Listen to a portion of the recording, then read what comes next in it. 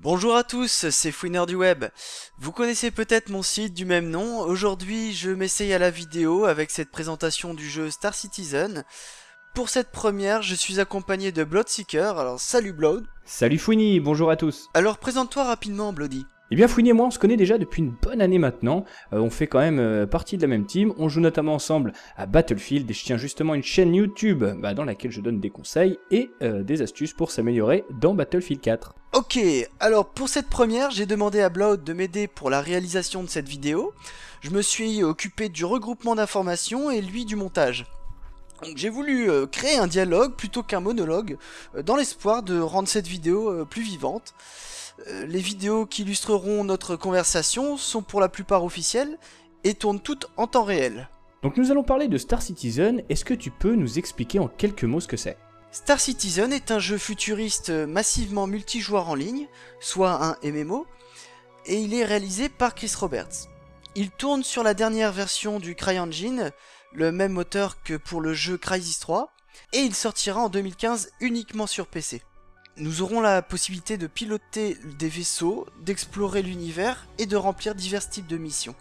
Il sera accompagné d'un solo scénarisé nommé Squadron 42. Les deux jeux se dérouleront en 2944. D'accord, alors est-ce que tu peux nous en dire un peu plus sur le créateur Chris Roberts ? On lui doit déjà de nombreux jeux de simulation spatiale, avec par exemple les Wing Commander qu'il a réalisés dans les années 90. Le dernier jeu sur lequel il avait travaillé était Freelancer, c'était en 2003. Il est aussi le réalisateur du film Wing Commander en 99 et le producteur de Lord of War avec Nicolas Cage. En 2011, il fonde sa société Cloud Imperium Game Corporation, on va dire CIG, afin de se lancer dans l'ambitieux projet qu'est Star Citizen. En octobre 2012, il lance sa campagne Kickstarter afin de récolter des dons pour la création de son tout nouveau Space Simulator. Son but était de ne pas passer par un éditeur pour éviter d'être limité en temps et en argent par ce dernier. Il espérait donc via cette campagne récolter 2 millions de dollars, somme qui aurait permis de prouver aux investisseurs et aux banques que les joueurs étaient toujours enthousiastes à l'idée de jouer à un tout nouveau jeu de simulation spatiale. Et alors, il fut lui-même surpris par la générosité et l'engouement des joueurs, en voyant à la fin de cette campagne qu'il avait rassemblé pas moins de 7 millions de dollars de dons. Alors, depuis, la campagne a fait son bonhomme de chemin, puisqu'elle est sur le point de passer le cap des 42 millions de dollars, ce qui fait de Star Citizen le premier jeu AAA entièrement financé par les joueurs. Pour info, en dehors des événements spéciaux qui affolent les compteurs, il y a environ 1 million de dollars de dons toutes les 2 semaines. Oula, 42 millions de dollars, d'accord.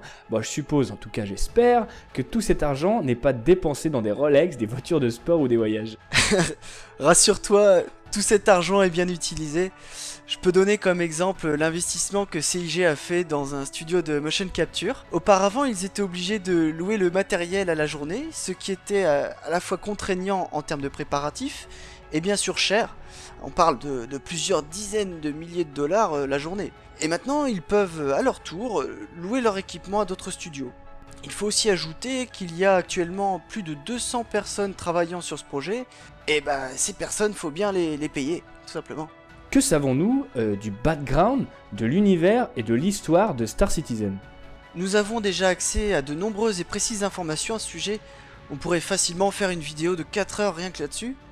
Je vous recommande donc de lire les Spectrum Dispatch, les Time Capsules, ainsi que les diverses nouvelles que vous trouverez sur le site officiel. Pour ceux qui seraient fâchés avec la langue de Shakespeare, vous trouverez leur traduction sur les sites communautaires francophones. Bon, j'ai laissé les liens dans la description de cette vidéo. Mais en gros, nous approchons la fin du XXe siècle, l'humanité s'est étendue dans toute la galaxie après avoir découvert les points de saut. Les points de saut, c'est des sortes de portails vous amenant en un instant d'un bout à l'autre de la galaxie. Nous avons fait la rencontre de diverses espèces extraterrestres intelligentes, certaines pacifiques, d'autres un peu moins. Alors tu as évoqué une partie solo, est-ce que tu peux nous en dire un peu plus ? Nous interpréterons le rôle d'un pilote de l'UEE, United Empire of Earth, durant une 60aine de missions. Il sera aussi possible à des amis de nous rejoindre en tant qu'ailier en mode coop. Ok, donc clairement, comment ça se passe si le jeu nous intéresse ? Comment sera-t-il mis à disposition des joueurs ? En free-to-play ou via un achat classique ? Avant toute chose, n'oubliez pas que ce n'est pas une simple précommande que vous ferez, mais un don. En échange de ce don, CIG vous promet de sortir ce jeu et de vous faire quelques cadeaux. Parmi ces cadeaux, il y a bien sûr le jeu solo et multi, ainsi qu'un vaisseau. Le plus petit don vous permettant d'avoir tout cela s'élève à 30$, soit environ 23€. Cependant, si vous souhaitez suivre de près l'avancée du travail de CIG, je vous conseille de prendre un pack légèrement plus cher, vous donnant accès aux alpha et bêta. Mais dépêchez-vous car il n'y en reste plus beaucoup. Les prix des packs évoluent surtout en fonction des vaisseaux offerts. Ça varie du petit monoplace à la frégate pour un équipage de plusieurs dizaines de personnes. En clair, on peut mettre jusqu'à plusieurs milliers d'euros dans ce jeu si on le souhaite. Oui, mais alors ce payant moins cher ne risque-t-il pas d'être désavantagé? Ça ressemble quand même pas mal à un jeu pay to win, hein, dit comme ça. C'est une question qui revient souvent et à juste titre. Déjà, ce qu'il faut savoir, c'est que rien ne vous oblige à faire un don plus élevé que 30$ pour avoir le jeu. Les vaisseaux et tout le reste d'ailleurs, accessoires, marchandises, carburant et munitions, seront achetables en jeu avec les crédits que vous gagnerez en remplissant des missions. Un jeu pay to win, par définition, c'est un jeu qui met en vente un objet achetable uniquement avec du véritable argent et assurant la victoire à celui qui le possède. Et ce ne sera définitivement pas le cas dans Star Citizen. De plus, les vaisseaux fonctionneront à la manière du jeu pierre-feuille-ciseaux. Chacun aura des avantages et des inconvénients selon la tâche que l'on veut faire. Il sera possible d'améliorer via des accessoires son vaisseau, mais s'il s'améliore d'un côté, il sera moins efficace d'un autre. On peut donner comme exemple que si tu veux un meilleur bouclier, tu auras forcément moins de puissance disponible pour les armes. Le skill, ta capacité à bien piloter, aura aussi une grande importance. Et enfin, Star Citizen n'est pas une compétition. Il n'y a pas de tableau de score en fin de partie, comme dans un jeu de tir classique du style FPS. Quand on croisera un joueur, rien ne nous obligera à nous affronter, d'autant plus que ce ne sera pas sans conséquence. Star Citizen n'est pas un simple jeu de guerre dans l'espace, nous aurons aussi la possibilité de faire du transport, de l'exploration, des courses de vaisseaux et un tas d'autres choses. Attends, donc tu viens de dire que d'attaquer un vaisseau ne sera pas sans conséquence, alors est-ce que tu peux développer Eh bien d'abord, dans Star Citizen, il y a un système de mort permanente, qui fera que si ton personnage meurt, tu devras en faire un nouveau qui récupérera tous les biens du précédent, une partie de son argent et de sa notoriété. Les vaisseaux détruits, s'ils sont assurés, seront récupérables, mais pas forcément immédiatement, notamment pour les plus gros, car un temps de fabrication sera nécessaire. Enfin, si tu attaques quelqu'un sans raison, tu deviendras un pirate, et les pirates sont à la fois recherchés par les autorités ainsi que par les chasseurs de primes. Tu pourras d'ailleurs mettre une prime sur la tête de quelqu'un. Ah, il y aura donc un système d'assurance pour les vaisseaux.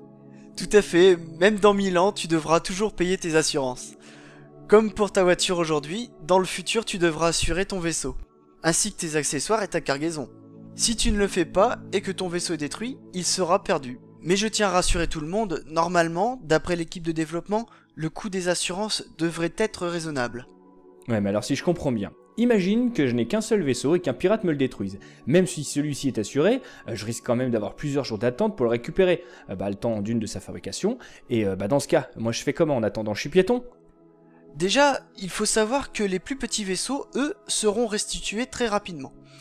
Mais quand bien même, il sera possible de réaliser des missions pour des joueurs ou des PNJ, des personnages non jouables, qui te prêteront un vaisseau. Sinon, tu pourras tout simplement faire partie d'un équipage et t'occuper par exemple des tourelles. Et comment ça se passe alors pour avoir une mission?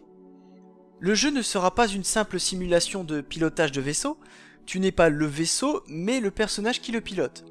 Il te sera donc possible via des phases FPS de te déplacer dans ton vaisseau et surtout de te poser sur des planètes et stations spatiales pour aller à la rencontre de joueurs ou PNJ qui te donneront alors des missions. D'accord, sympa, donc je suppose en fait qu'il y aura d'autres choses à faire sur ces planètes. Un tas d'autres choses en fait. En plus de pouvoir rencontrer des gens, tu auras la possibilité d'acheter des vaisseaux ainsi que des pièces et accessoires pour ce dernier, et tu auras probablement la possibilité de faire des petits jeux ou tout simplement visiter les lieux. Pour faire simple, ça se passera comme ça. Depuis ton vaisseau dans l'espace, tu sélectionneras la zone d'atterrissage de ton choix parmi celles qui te seront proposées. Ton vaisseau passera alors en pilotage automatique et une scène cinématique se lancera te montrant l'atterrissage. Malheureusement, il ne sera pas possible d'explorer les moindres recoins d'une planète, mais CIG a récemment mis en place une équipe de recherche et développement sur le procédural, ce qui permettra dans les années qui suivront la sortie du jeu de se poser en manuel où l'on veut. Enfin, il sera aussi possible sur certaines planètes de participer à des combats à pied. Sérieusement, comme dans Battlefield? Non, encore mieux que dans Battlefield. Pour tout te dire, il sera même possible de réaliser des abordages. Tu pourras pénétrer dans un vaisseau pour le débarrasser de ses occupants et t'approprier leur engin. Ok, alors en plus des combats spatiaux, des abordages, des phases de jeu FPS et des visites de planètes, quelles seront les autres actions possibles dans le jeu? Il y en aura énormément. Tu pourras par exemple jouer à l'explorateur en trouvant et nommant de nouveaux systèmes. Il y en aura 150 de prévus au commencement du jeu. Tu pourras aussi créer des entreprises, faire du minage, du transport, être chasseur de primes, mercenaire, messager ou encore même pilote de course. Les développeurs ajouteront des vaisseaux, des événements spéciaux et de nouvelles activités au fur et à mesure. Ils comptent faire vivre cet univers durant au moins 10 ans, tout comme le jeu EVE Online. Alors tu disais au début que c'était un MMO. Comment ça se passe concrètement au niveau des serveurs? Tous les joueurs seront sur le même serveur. Il n'y aura qu'un seul monde persistant que nous partagerons tous ensemble avec les personnages non jouables contrôlés par l'IA. Pour éviter les crashs, il y aura un système d'instances dynamiques qui seront créées suivant divers paramètres, comme le ping notamment. Ah, et donc c'est un MMO et non pas un RPG. Exactement. Même si on jouera le rôle de notre personnage, ce ne sera pas un RPG classique, car dans ce type de jeu, tu as des niveaux et arbres de compétences, ce qui ne sera pas le cas dans Star Citizen. Seul le pilotage et ta capacité à bien équiper ton vaisseau prévaudront. Il faudra néanmoins passer des licences de pilotage, et tes choix et tes prouesses dans le jeu te donneront une réputation qui te permettra d'accéder à certaines missions.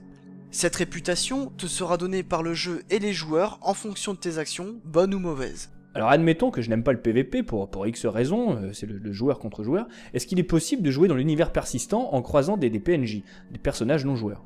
Il te sera possible de créer ton serveur privé, à toi de choisir qui aura le droit d'y accéder. D'ailleurs, il sera aussi possible de créer des mods, on verra donc très probablement arriver des versions Star Wars et Star Trek de ce jeu.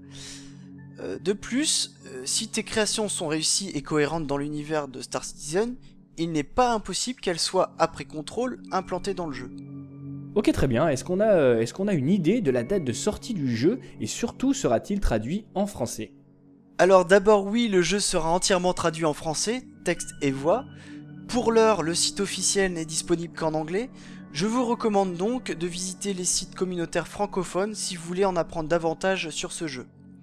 En ce qui concerne sa date de sortie, il faut savoir que Star Citizen sera dès cette année mise à disposition sous forme de modules aux joueurs ayant pris l'alpha et la bêta. Depuis septembre 2013, nous avons accès au module Hangar qui permet de s'y balader et de faire le tour de son vaisseau. Et le 10 avril, CIG nous a finalement présenté le module Dogfight qui sera disponible très prochainement et permettra enfin de piloter les vaisseaux et de joyeusement se tirer dessus. D'autres modules suivront au cours de cette année 2014 et le jeu devrait finalement sortir début 2015 dans le meilleur des cas. Malheureusement, je ne peux pas être plus précis. Pour tout te dire, à l'origine, le module Dogfight était prévu pour fin 2013. Mais il a été reporté pour être peaufiné et apparemment, on a bien fait d'être patient. Est-ce que tu peux nous faire un état des lieux avant la sortie du jeu? Nous sommes actuellement plus de 420 000 citoyens des étoiles. Et ce chiffre augmente constamment à une vitesse grand V. Ce qui est fantastique avec ce jeu, c'est que CIG nous implique énormément dans les choix concernant le développement et nous informe régulièrement dans l'avancée de celui-ci via plusieurs émissions diffusées chaque semaine ainsi que par le biais de news sur le site officiel. Ils nous écoutent via les forums et nous font participer à des sondages. Par exemple, après la mise à disposition dans le hangar du vaisseau Freelancer, il y a eu de nombreux retours concernant la faible visibilité sur l'extérieur qu'offrait son cockpit.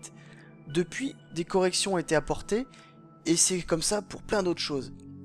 Ils ont aussi organisé un concours mettant en compétition des membres de la communauté pour créer un vaisseau, et ils nous présentent ça comme la nouvelle star, c'est franchement très sympa à regarder. Et depuis le début de l'année, ils ont mis en place sur leur site un système de guilde permettant d'avoir un forum et un chat privé afin de s'organiser pour la suite. Bref, ils font vraiment le maximum pour nous faire patienter. Ah, parfait, hein, il est clair qu'avec les nombreuses informations qu'il nous a apportées, ce jeu semble quand même très prometteur. J'ai le sentiment qu'il y a encore de nombreuses choses à découvrir sur Star Citizen, peut-être même trop, d'ailleurs pour une seule vidéo, donc dans tous les cas, j'espère qu'elle vous a plu. Merci de l'avoir regardé et surtout n'hésitez pas à laisser des commentaires. C'est certain, il faudrait plusieurs heures pour en faire le tour. J'attends avec impatience vos retours qui me décideront certainement à faire d'autres vidéos dans ce genre. Et je peux déjà vous annoncer qu'il y a de grandes chances pour que je fasse un walkthrough sur Star Citizen. Alors à bientôt et au plaisir. Allez, à plus, ciao ciao.